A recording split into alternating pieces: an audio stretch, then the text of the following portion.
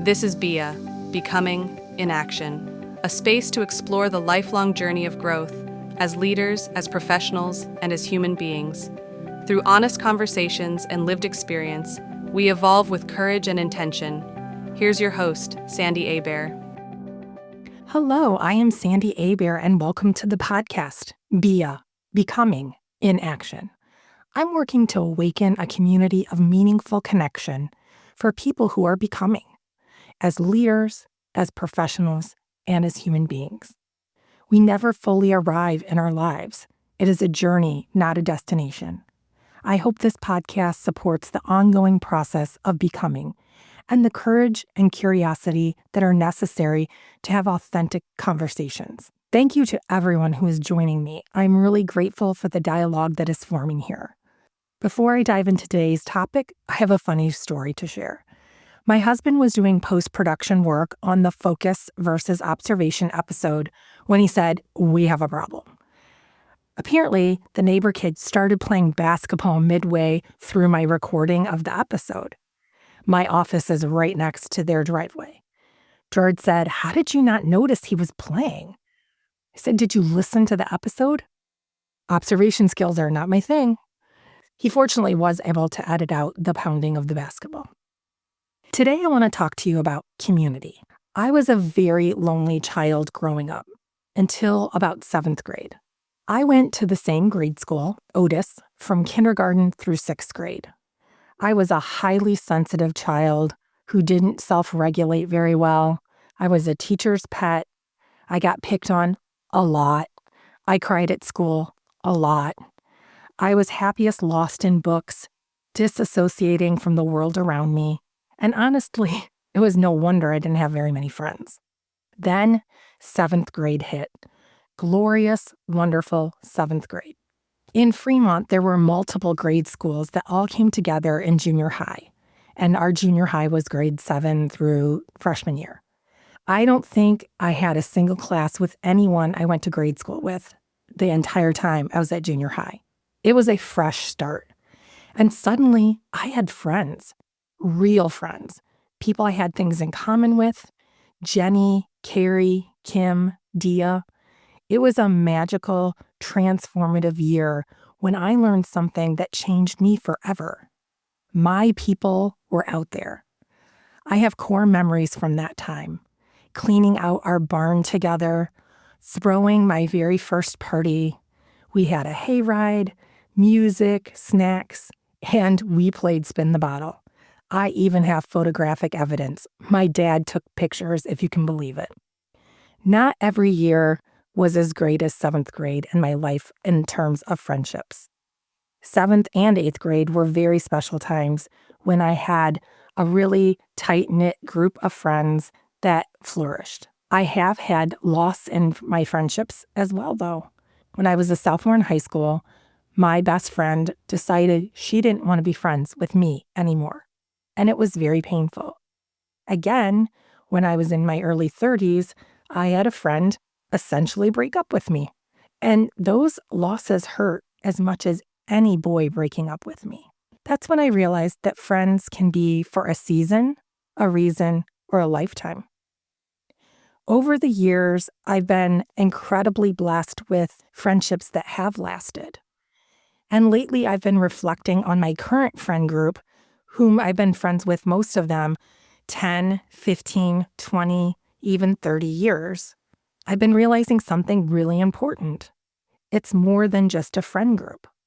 We've created a community. I've been thinking about it that way for a while, but recently a podcast I listened to really clarified that framing and sparked some deeper introspection for me. Adam Grant, an organizational psychologist, interviewed Dan Coyle on his podcast, Rethinking. Dan Coyle is a New York Times best-selling author of The Culture Code, and he's worked with really high-performing organizations like the Navy SEALs, Microsoft, Google, and the Cleveland Guardians. He was on the podcast discussing his newest book, Flourish, The Art of Building Meaning, Joy, and Fulfillment. I haven't read it yet, but I am on the wait list through the Libby app. Dan shared that the book was inspired by a quote from Barry Schwartz. People mistakenly think life is a treasure hunt, and it's not a treasure hunt. It's a treasure creation. I love this idea that you make the magic, that it doesn't exist waiting to be found. It really resonates with me. Dan goes on to say that flourishing is all about community. And this part stopped me in my tracks. The word community comes from Latin roots, meaning shared gifts. To have community, everyone has to bring their gifts to the party. He also says something that I think is really important. You don't create community, you awaken it. That means that leadership isn't about control. It's about unlocking togetherness. It's about unlocking community. It's about preparing the right conditions for people to come together. And it can look like extending the invitation, setting the table, creating an activity to gather around. And for me, one way I'm doing that right now is making this podcast. Dan also says that the quality of your relationships is dictated by the quality of your conversations. And the quality of your conversations depends on the quality of your questions. Community requires curiosity, inviting people to share their stories, and courage, being willing to share your own. Curiosity and courage are the ingredients needed to awaken community. These conversations don't happen randomly. They happen around activity. They require the courage to step in and engage, and the courage to relinquish control. When I heard this, it struck a chord so deeply in me that I updated the opening of this podcast to reflect these ideas. It made me realize that I've had tremendous growth, and I have so much growth still ahead of me. Which brings me to some things that I've had to work through personally around the concept of community. I used to really lament that I didn't get invited to other people's homes very often. Whenever I invite people over for dinner, they are great, they show up, but I rarely get invitations back to other people's homes. My husband has lots of theories on this, but at the end of the day, I felt like if I didn't host, we sat at home alone. I had to come to grips with a few things. First, I shouldn't be hosting gatherings to get invitations back. This is not transactional. I am hosting to share my gifts. Bringing people together around food and fun is one of my gifts. These dinners are not just about the dinner. It's about connecting people. I have been able to connect a large group of people that have been friends for many years. Sometimes those people I connect end up better friends with each other than they are with me. And that is the way it's supposed to be. These are opportunities for people to meet each other and get to know them and be able to support and show up in each other's lives. The other concept that I've been thinking about a lot is throwers and goers. This comes from a little Instagram reel that has been living rent-free in my brain for weeks. So much so, I reached out to the creator, Emily Crosby, who's on Instagram with her business, Throw & Co. You can find her on Instagram at throw.and.co. She also has a beautiful website.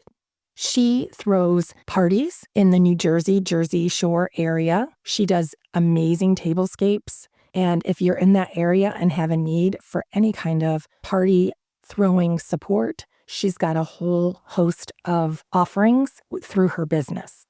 I reached out to her and she was very gracious and spoke to me about her family's theory of throwers and goers, meaning there are party throwers and there are party goers. The saying originated with her uncle and stuck because it was so evident in their very large family. Her mom is one of 9, her dad is one of 7. Any family get-together is going to be huge. Not everyone is up for the kind of effort and planning involved in having 40 people over for a meal. It requires a lot of empathy and intention to anticipate the guest experience for a large group like that. making sure there are napkins, making sure there are tongs for serving, making sure there are enough seats, and making sure there's a place to put coats. It all takes a lot of effort. Emily is where the quote, "effort is care made visible," came from, that I used in a previous episode. Not everyone is up for that kind of effort. She mentioned that no one in her family would want this one particular aunt and uncle to host because it would be a disaster. But everyone wants to be at their table anytime there's a wedding, or have them at their party, or just be around them because they are goers in the truest sense. We all have different roles in community. And I appreciate the goers. What would my parties be without these people who say yes? The people who show up ready to have fun. The ones who lean into my sometimes crazy ideas. They dress up. They bring side dishes. They welcome everyone else. They participate. Community needs throwers and goers. Dan Coyle also stresses that you shouldn't over-prepare. You have to let things unfold. And wow, have I been guilty of over-preparing. Like Emily, I want people to feel welcomed, planned for, wanted. But that has led sometimes to an orchestrating of everything down to the minute, and frustration when things have interrupted my military-like execution of that plan. I am learning to let go. In December, I was hosting a small dinner party that ballooned, the day of, into 16 people. And as more people got added, I just kept saying yes. I was pulling tables and chairs out at the last minute. I was adding additional dishes to the meal to make sure everyone had enough food. I was folding extra napkins in the shape of Christmas trees. But you know what happened? 2 of those last-minute invitees made a connection, and now they're dating.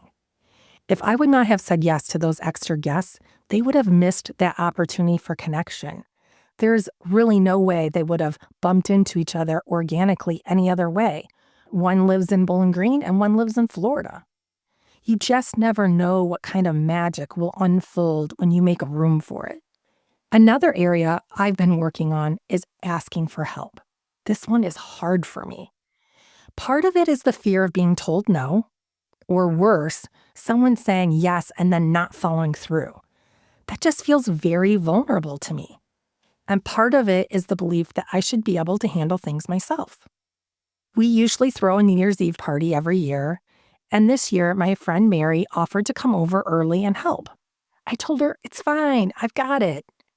About 10 a.m., the morning of the party, it became very clear that I did not have it. So I texted her and I asked if the offer was still open. She came right away. Not only was she an amazing sous chef, she vacuumed, she dusted, she did dishes. But more importantly, we laughed and talked and had so much fun together. I almost missed out on that one-on-one special time to connect with her because of some dumb idea that I shouldn't ask for help. And the truth is, I wouldn't have been ready for the party without her. Sometimes community looks like letting people show up for you. I love a really coherent meal. I like courses that flow beautifully together. I love wine pairings. I love a paced out, plated meal. That has led me to make entire meals by myself for many years. I am letting go of that. I'm allowing others to bring their gifts to the table more often. There are still times when I want to do the whole meal, and that's okay. It just doesn't need to be every time. I'm realizing that what I really need is a community of people who match my energy. I need people who come enthusiastically. I need people who check on me. I need people who reciprocate in ways that allow them to share their gifts. A great example is my friend Nicole. She doesn't love cooking or entertaining, but she does a lot of awesome things. She gives Luke rides home from school a lot. She's a fitness instructor, and she takes Luke to the gym with her son Henry. She's helping him build strength and confidence. And just this week, She finished reading the book for our next book club, and she reached out to say, hey, I have this. Do you want to borrow it? I'll bring it over to you. She shows up for me. She shows up for my family. She matches my energy. And that's what counts. Community isn't about everyone contributing the same way. It's about everyone contributing something. Community isn't sameness. It's about complementing each other. Finding the people who help you show up matters. If you're someone who struggles to leave the house, find people who help you get out and try new things. If you're a thrower, appreciate the goers. If you're a goer, know that your presence is a gift. Community doesn't have to be loud or curated. It doesn't have to look like dinner parties or group texts or perfectly balanced reciprocity. Sometimes it's a ride home. Sometimes it's showing up early. Sometimes it's asking for help. Sometimes it's just staying. We don't create community from scratch. We awaken what already exists by bringing our gifts, by staying curious, by having the courage to step in and let go. Your gifts are not decor for your bookshelf. You've got to start using them. And maybe becoming isn't something we do alone. Maybe who we are becoming is shaped by who we gather with. Thank you for gathering with me here. I'm really glad you're part of this. I'm very curious to know if you're a thrower or a goer or neither. I would love to hear what your special gift is that you bring to your community. You can direct message me on LinkedIn or Instagram or post in Spotify. I would love to hear more about what your community looks like and how you show up. Thanks so much for listening to Bia, Becoming in Action. The name Bia comes from the Greek goddess of force and power. And to me, it's not the power over others, but the inner strength it takes to speak honestly, set boundaries, and move forward with intention. Becoming in Action focuses on the fact that growth requires reflection and movement. Awareness without action doesn't change anything, and action without awareness isn't sustainable. Becoming really is a practice. It isn't about perfection or hustle. This is about pausing to have honest reflection and thoughtful growth. If this sounds like a journey you are interested in going on with me, please hit follow on Spotify or follow Bia Personal Coaching on Instagram or check out my website, biapersonalcoaching.com. And if you know someone who's in a season of becoming, please share with them. Thank you and see you next time.